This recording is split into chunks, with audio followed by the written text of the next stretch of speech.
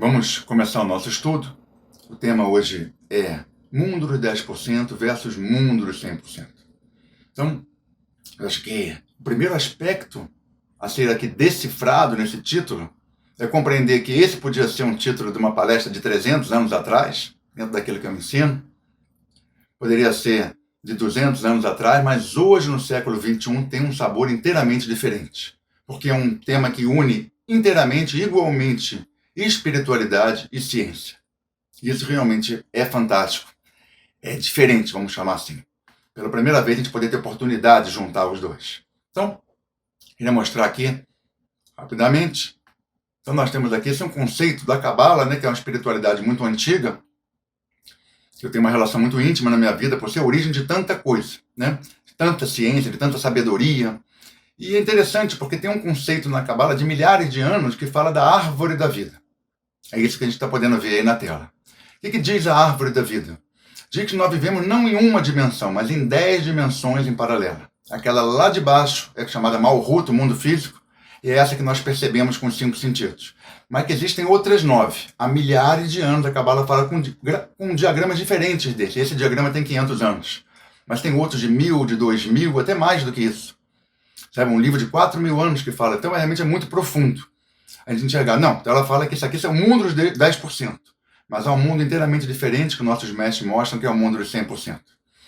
Fica mais interessante, com certeza, no momento. Isso aqui merece um óculos, com certeza. No momento em que a gente vai na ciência e aparece aqui na ciência. Teoria das supercordas. Quer dizer, no século XX, no final do século XX, veio a teoria das supercordas. E vamos ler o que está escrito. Isso aí você pode estudar à vontade, mas está lá na Wikipedia, logo na abertura do Google. Procura, você vai achar como primeira informação e com certeza verificada. A teoria das supercordas, ou teoria das cordas supersimétricas, é uma versão da teoria das cordas que requer um mundo de 10 dimensões, com algumas enroladas em um nível microscópico e algumas dimensões grandes que percebemos como reais. O que está sendo falado? Olha que interessante está sendo falado aqui. A ciência, já desde o final do século XX, ela fala mais avançado que a teoria do Big Bang, que não é que é uma teoria, é provada a teoria do Big Bang, é uma forma de olhar. Mas existem outras formas de olhar também, e a teoria das supercordas fala de a gente olhar não de uma forma material para o universo, mas mais na linha da física quântica, como vibrações, como ondas. Porque materialmente a gente sabe que quem está aqui está muito longe de quem está em outra galáxia. Para mandar alguma informação ia demorar muito tempo, mesmo a velocidade da luz. Mas se você pensar em termos de vibração e de onda e sair do paradigma do espaço para entrar no paradigma da onda, então tudo muda. E tem experiência que já mostra, a pessoa sentir um pedaço dela sente aqui, a outra sente a 400 km, um fio de cabelo, o DNA. Já falamos sobre isso aqui, inclusive, em alguma mini palestra. Então é interessante, também falam de 10 dimensões. Tanto a espiritualidade, quanto a ciência, falam que a gente vive não em 10, mas não em uma, mas em 10 dimensões. E aí, a grande pergunta é, o que isso pode fazer de diferença na minha vida? Isso é muito importante, essa pergunta prática. Aí a gente vem, sim, porque todos os obstáculos, todas as questões que passam em nossa existência, a gente sabe o quanto, né? Tem algumas que são de nível mundial, algumas são de nível familiar, algumas são individuais. Todas elas nós precisamos lidar, superar, na direção de uma vida com mais longevidade, com mais amor, com mais alegria. Você precisa superar. Eles estão ali. E como é que a gente vai se superar?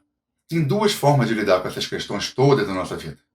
Pelo mundo dos 10%, só naquela ótica lá de baixo que a gente mostrou na árvore da vida, ou no mundo dos 100%, numa ótica de você observar todas as cordas, todas as vibrações. Vamos dar um exemplo. Alguma coisa lhe acontece, alguma coisa lhe chateia. Você tem um rompimento com alguém dessa época de pandemia, muita gente brigou com muita gente, normal, né? Porque parou de extravasar nos esportes, nas viagens, aconteceu muito. E aí você ficou muito triste. Como você reage diante disso? Dentro da ótica do mundo dos 10%, que a maioria das pessoas escolhe, você começa a ficar com raiva, culpa sempre o mundo, sempre o outro, e essa raiva ou vai se fomentando cada vez mais, ou se transforma em tristeza, até depressão, dá muito por causa disso. A pessoa que começou com a raiva acabou na depressão. O mundo dos 10% é como um cavalo com viseira. Faz assim para você ver. eu já não consigo te ver mais. Mas agora eu estou abrindo. Vou fazer de novo. Faz comigo. Faz comigo agora. Se não estiver segurando o celular, né? É diferente.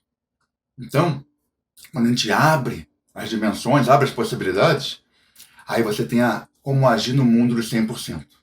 E aí você faz aquela mesma situação de problema com alguém, por exemplo, que a gente comenta aqui agora, você faz diferente. Primeiro você aceita. Isso aconteceu é porque está vivo, está aqui agora. Não adianta não aceitar, a vida é assim. Ou outro tipo de situação. Está acontecendo. Para que negar? Para que dizer que não? Para que reclamar? A primeira coisa é aceitar. Depois de aceitar, identificar responsabilidades. Eu tenho alguma responsabilidade sobre isso? Foi só um azar mesmo da vida ou será que eu tive alguma influência? Será que eu agi de uma maneira que essa situação se instaurasse? E aí sim, depois pode ter um comportamento, né, uma ação proativa. E melhor que eu posso fazer diante da situação. Esse é o mundo dos 100%, vamos chamar assim. É ação dentro do mundo dos 100%. Mas, muitos podem me perguntar, mas na vida real não é fácil. Como ir dos 10% para os 100%? Que é um conceito cabalístico, mas também da física das supercordas e da física quântica muito atual. A gente vive em várias dimensões, universos paralelos. Como faria? Aí é interessante lembrar que uma viagem é necessária. Sim, estamos falando de uma viagem, né? Como se fosse uma viagem pela árvore da vida. Vou voltar a botar a árvore da vida, que ela é bem interessante, para a gente poder compreender. Então, na árvore da vida, a gente compreende que as situações da vida em geral, nós estamos lá embaixo, lá no mundo físico. E os outros 9 mundos? Então, o primeiro, eu diria assim, há um caminho para essa viagem. O primeiro caminho é você ter consciência do próprio mundo físico. Porque muitas pessoas estão tanto tempo na mente, hoje em dia com tanta tela, com tanta ansiedade, que não tem tempo nem para estar no aqui e agora. E esse é o primeiro item da viagem. Na hora de fazer as malas, o primeiro item colocar na mala, não, aqui, é o aqui e agora. E como é que a gente consegue isso? Contato com os 5 sentidos, a visão, olha a nossa visão aqui, a audição. Nós temos paladar. Esses 3 não sofreram nenhum com a pandemia de 2020. Teve 2 que sofreram muito, né? Foi o olfato, né? Que a gente, quando está aqui pela internet, a gente consegue transmitir tudo bem por esses 3 sentidos e outros, além dos 5. Mas o olfato não transmite. E o tato, né? Que faz tanta falta. É o maior sentido do ser humano, cobre o corpo inteiro, o tato. São esses 5. Está consciente, está agradecido desse momento, é a porta de entrada da viagem, está respirando. Aí começa a viagem pela árvore da vida. Claro que eu não teria tempo aqui para falar sobre isso, que é assunto para anos, ou talvez aí para décadas, com certeza está sempre em cascas, né? Tirando cascas, enxergando mais profundo. Mas é interessante que nesse caminho de subida, existem, se você pegar a bolinha azul, a bolinha laranja, a bolinha amarela, vamos viajar até a metade dela nesse momento. Vamos fazer uma viagem parcial. E é interessante que a primeira palavra-chave é a escolha. Sim, tem 3 palavras-chave que fazem parte desse caminho. A primeira é a escolha. Por quê? Você só consegue viajar para o mundo dos 100%, sair do aparente, da viseira que a maioria da humanidade está submetida, quando você assume as suas escolhas. Quando você compreende que muito mais do que é escolhido por um destino, quanto faz diferença cada escolha, pequena ou grande, que a gente faz na nossa vida. Mesmo diante das situações difíceis, tem escolha da gente para acontecer daquela forma. Então, esse é o primeiro aspecto. Quando você assume a responsabilidade pelas suas escolhas e para de reclamar da vida e começa a trabalhar em cima de escolhas melhores, seja como tiver o mundo externo, sempre temos como escolher da melhor forma. A gente sobe para o segundo degrau, vamos chamar assim, entrada no mundo dos 100%. E aí é o propósito a palavra-chave. Esse é um ano de propósito. Propósito por quê? Porque quando você sai do puramente aparente, dos 5 sentidos, vai para um 6º, de certa forma também se abre o inconsciente da gente. O inconsciente, aquele que ainda não estudaram muito sobre o assunto, né? Todo o material de Freud, de Jung, de grandes psicanalistas, psiquiatras, ele fala de 90% nosso que nós não conhecemos. Por isso que muitas vezes você fala, eu queria começar uma dieta, mas não consigo. Eu, a partir de hoje, sou outra pessoa, mas não consegue. Porque o inconsciente é muito forte, e a gente não tem domínio sobre ele.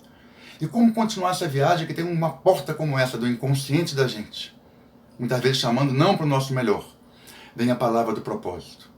Sim, o propósito é fantástico. Quando a gente tem um propósito de vida, mesmo que você seja atentado para ir para o seu pior, você sabe que não.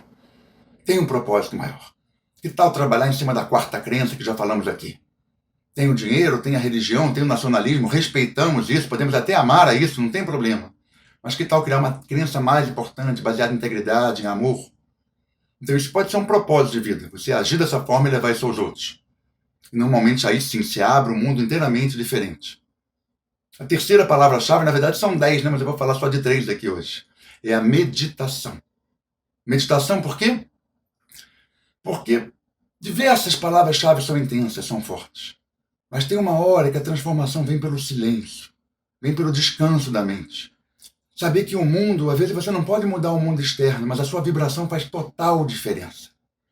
Esse é um mergulho na meditação. A meditação fica bem no meio da árvore da vida, no meio das supercordas, vamos chamar assim. Ela atinge tudo.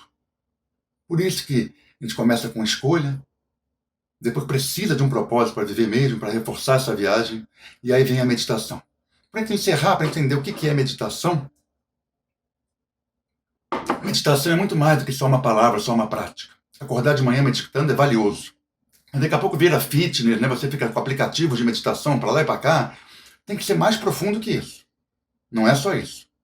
Realmente é algo maior. É o ser meditativo que nós buscamos, não só a prática da meditação. E aí, para encerrar, contar uma historinha rápida para ver o que é um ser meditativo entrando no mundo dos 100%.